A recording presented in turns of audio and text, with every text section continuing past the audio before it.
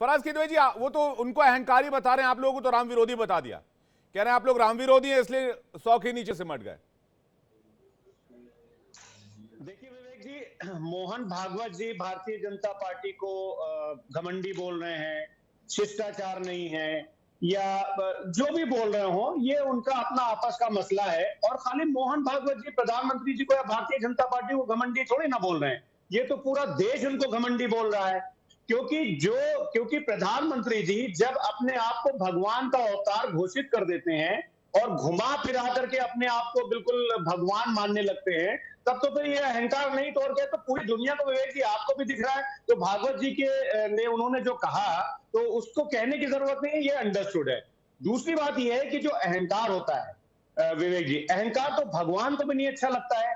क्योंकि गोस्वामी तुलसीदास जी कहते हैं कि तब तक ही हरिवास है जब तक दूर गुरूर, आवत पास गुरूर के प्रभु हो जावे दूर।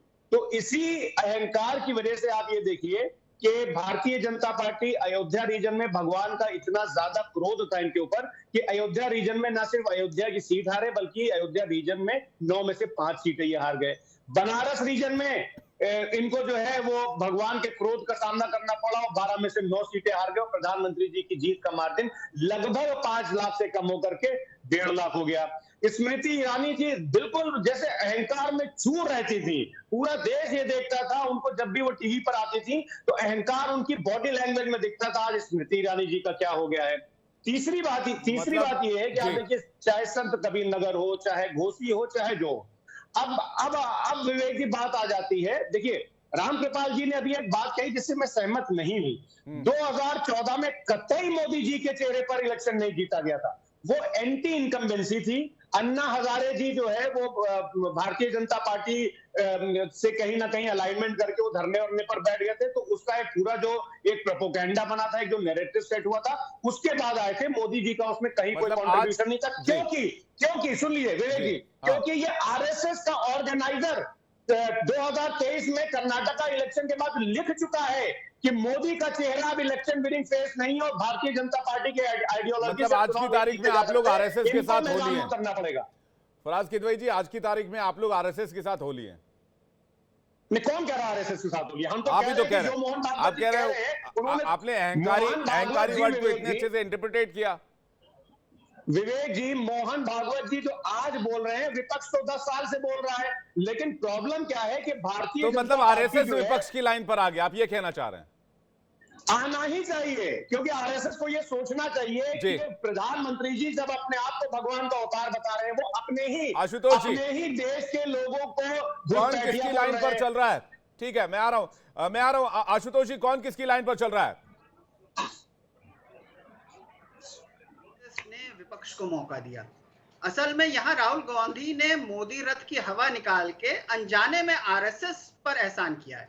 उस संघ को डर था कि कहीं ये नड्डा जी का स्टेटमेंट था और जो मोदी और शाह का बिहेवियर था कि ये बीजेपी जो है कहीं आरएसएस मुक्त बीजेपी ना बन जाए, और राहुल गांधी ने मोदी जी के रथ की हवा निकाल दी, तो अब इनके भी बोल निकलने लगे हैं। वो जैसे चूहे डूबते जहाज से भागते हैं, ये उस तरह से भाग रहे हैं और अपनी साख बचाने के लिए कह रहे हैं। अगर ये सांस्कृतिक संगठन है तो इनको राजनीतिक मामलों में टिप्पणी क्यों करनी चाहिए? नहीं करनी चाहिए।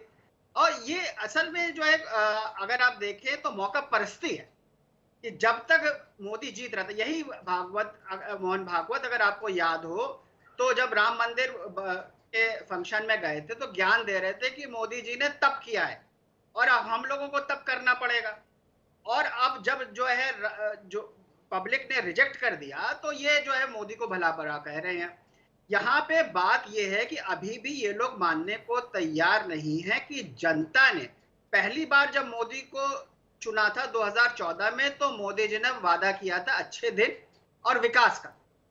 फिर 2019 में जीते थे वो पुलवामा के शहीदों के सहारे, लेकिन जब से उन्होंने कहना शुरू किया कि विकास का मतलब पकौड़े, और जो है वो बात करने लगे आरएसएस की भाषा में, चाहे वो राम मंदिर हो, चाहे वो आर्टिकल 370 हो, चाहे वो हिंदू मुसलमान हो, तब उनका बंटाधार हुआ है।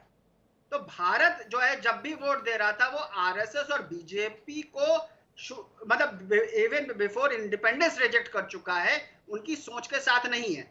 आरएसएस यहाँ पे केवल अपना पल्ला इसलिए झाड़ रही है कि ये जो मोदी जी की मट्टी पलीत हुई है उससे उनको ना असर पड़े और वो दिखा सके कि भाई हम मोदी को बना सकते हैं और हम मोदी को गिरा सकते हैं। यहाँ पे ये अहंकार है तो आरएसएस में है कि वो सोचते हैं कि इतनी बड़ी एक पार्टी उनके सहारे चलती है और उनके ज्ञान पे चलती है। जी, मुझे लगता है सौरभ मालवीय इसका जवाब देंगे। सौरभ मालवीय जी।